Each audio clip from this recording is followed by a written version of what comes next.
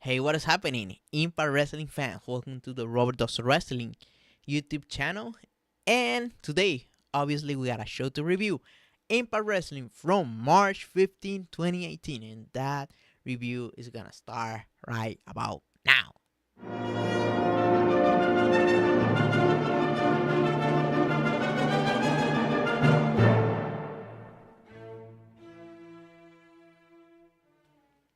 So, two of the main things that I saw all over this episode was the concept of trolling and nostalgia. And I'm gonna explain the context of all of this during this review. So, obviously, we gotta start at the beginning with the first match of the night, that being Sami Callihan versus Falaba. The two notable spots during this match was when Sami Callihan decided to bite the feet of Falaba, a spot that obviously looked nasty as hell. The other spot that was notable was when Sami Callihan was able to leave Falaba and hit him with a Death Valley driver and pin him for the victory. After the match, Sami Callihan and his cronies OB decided to repeat the same stuff that they did to Eddie Edwards. So they brought in the baseball bat and the chair. When they were about to hit, followed by Eddie Edwards ended up showing up for the save, obviously still with a wounded eyes. As an opening segment, I ended up finding that it was quite good, obviously rewarding those viewers who watch the show week after week. Next, we got Austin Aries doing a sit down interview. And obviously, Alberto Patron was gonna crash that interview.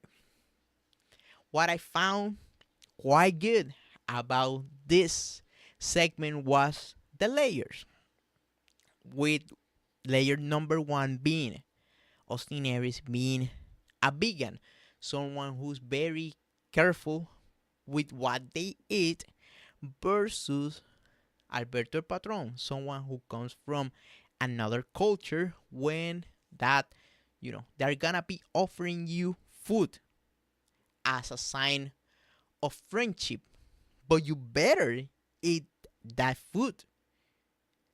The second layer of all of this was obviously Aries being a vegan and Alberto Patron playing the part of a troll. And anybody who have been in the internet for more than 5 seconds know that vegans are a easy target to troll. So my question about all of this is, do you think it's alright for Impact Wrestling to cast the bad guy Alberto Patron as the troll, knowing the history of wrestling fans siding with trolls? Let me give you two historical examples. Number one, Stone Cold Steve Austin with his wah chants, and historical example number two, Matt Hardy with his delete chant. Next, we got Jimmy Jacobs coming out to the ring with Congo Kong to complain about Joseph Park refusing to bring Abyss back. And guess who showed up? Father James Mitchell. He ended up showing up looking more evil than ever. And he did one hell of a promo versus Jimmy Jacobs. And then he decided to bring back the Monster Abyss, and there was a little bit of fight between Congo Kong and Abyss, which that is gonna be a match that is gonna be happening next week. And you better not mix that in the review about it on this channel. Next, we got Rosemary versus Taya Valkyrie. Good match.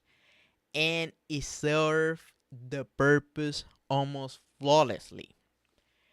Also, the part of the card, the spot on the card was good. This is the spot when usually Impact Wrestling do quite good on the ratings if they put the knockouts.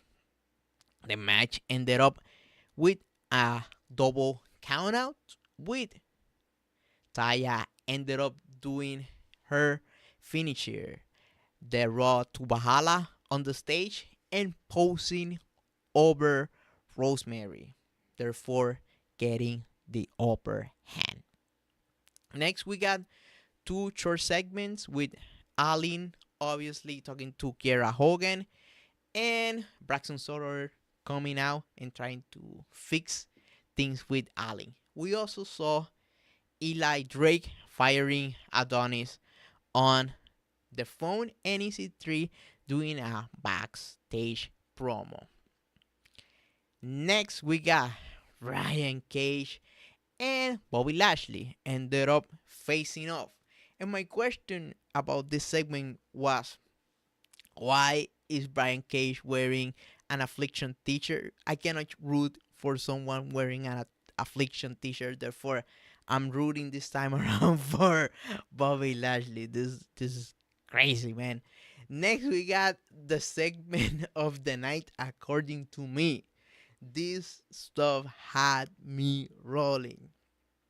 LAX ended up, making a reference to the song, Chambea, jala, cabrón, ya no te quedan balas.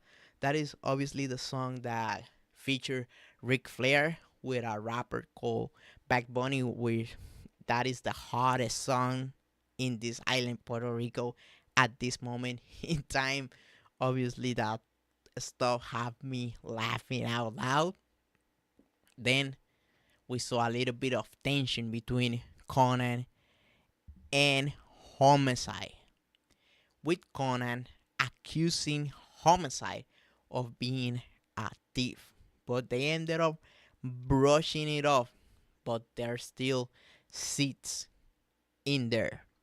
Next, we got Matt Sydal coming to the ring with the X Division title and the Grand title. And he decided to reveal his spiritual guy.